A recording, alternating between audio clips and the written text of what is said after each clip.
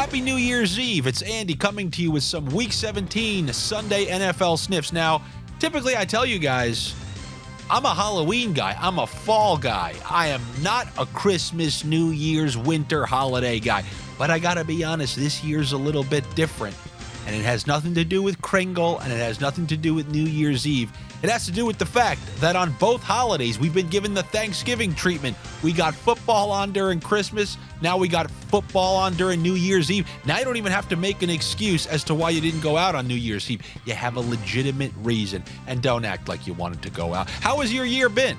Has your year been good? Would you consider it a successful year in your life? Or was it not going so well, and then you ran the 2-minute drill on having a good year on December for like, oh, I got to string together a couple good weeks. Then all of a sudden, you had a good ending to the year, and it's like a movie that's awful but has a good ending, then you just deem it a good movie afterward. Is that you guys? I don't know, but I'll try to, we got one day left to try to make it work, and I'll do my best. Now, when it comes to picking games on this slate, as you saw on Thursday night, if you introduce a team who's mathematically eliminated, it just changes the whole vibe of the game. Did you watch Thursday Night Football? That's supposed to be two of the most tenacious defenses in the entire NFL. But as soon as the Jets started playing like that preseason, we're out of it football, you know you felt it. You felt it on the opening drive. You never had your car, just wanted to remind you. But just go watch that Breece Hall receiving touchdown. And this is supposed to be the Browns, who are supposed to be playing hard. But it's like the Jets set the tone, and then the Browns kind of played soft as well. And Breece Hall just gallivants in with a soft receiving touchdown. And that's why when you choose games on this slate, be aware that if these games include one or two teams that are out of it, it's ruckus in a way that I don't like. It's the type of ruckus that I'm not looking for. In the NHL, I look for predictable ruckus. This is unpredictable ruckus when you say, oh yeah, just we're throwing that quarterback in his first game, and this running back's going to sit to rest, and we're going to throw in this guy. Oh yeah, now Zamir White's getting 30 carries. It's a lot of unpredictability when you start betting on teams who have nothing to play for. I'm going to focus on teams who have something to play for so that we can at least try to predict what they're going to do, because we have a full season's worth of sample size that will allow us to predict what those players are going to do. And no better place for me to start.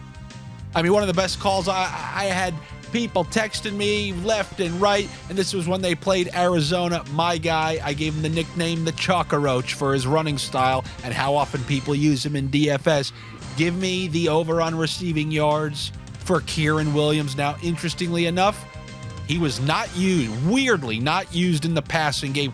I'm going to chalk that up to just a weird singular week, because I've always talked about those design screens that they use for him at the goal line. He has a couple receiving touchdowns.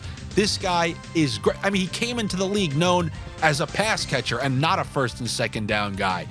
I'm taking the over on his receiving yards. It's extremely attainable. The number, it's not cracking 20 this week, but I also will take the 25 plus receiving for Kyren Williams. I don't know how to properly pronounce it. I've heard it different on several different shows, but he's not the only running back.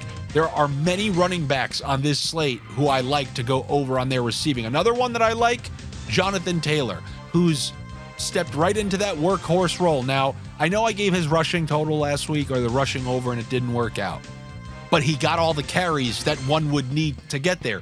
He got the Zach Moss workhorse role, except he wasn't able to do a ton with it. But if you look at what Moss did before he got injured in that Steelers game 2 weeks ago, this is what Taylor is supposed to be stepping into.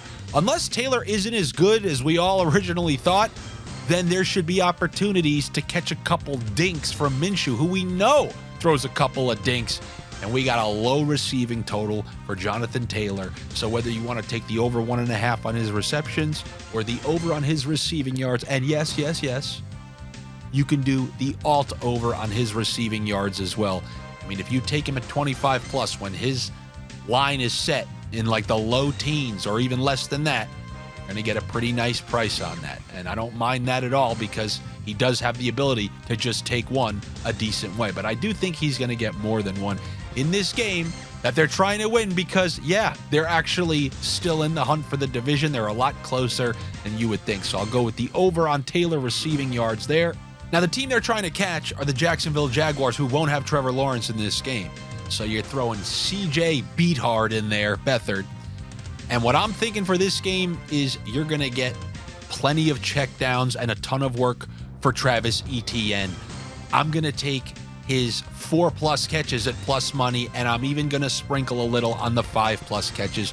With all those injuries they have at wide receiver and Beathard in there, you know they're going to have screens. And after this week, if they have to play again, you know they're going to jack up his total higher even more than it is now. So whether you want to go the over on receiving yards or the receptions, but I know 4+ catches is in plus money and 5+ catches is pretty high in the money, and I'm willing to take a calculated gamble, or shall I say a calculated sniff, that one will hit as well.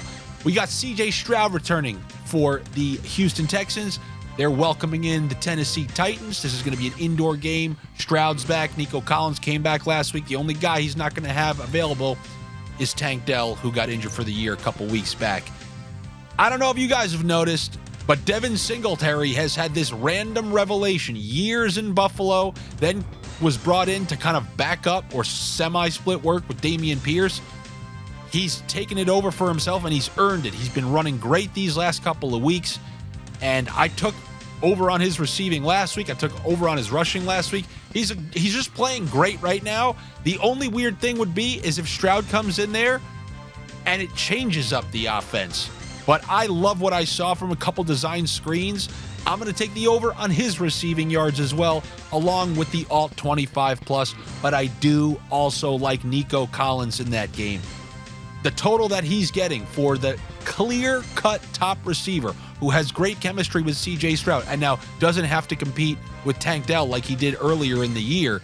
He's the clear top option against a pass defense who you've been able to throw all over this season. So I'm going to go with the over on Nico Collins. And yes, for a same-game parlay, you can take 75+ for him and then the 25+ for Dameon Pierce. Not too bad if you put those two together in terms of the prices that you can get there. Then we're going to go over to a place that's actually pretty comfortable on New Year's Eve. It may be cold up in the Northeast, Wisconsin, Ohio, but it ain't that cold over in Nevada, where they can comfortably cook up some solid props over at Area 51 in the deserts of Nevada, or maybe the deserts of Arizona.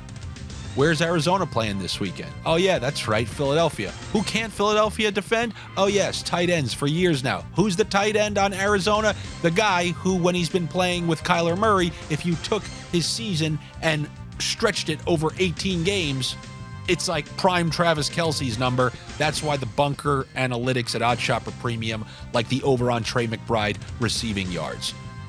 It's hard for me to hate that because as a guy who picked him up in fantasy, I know how dominant he is.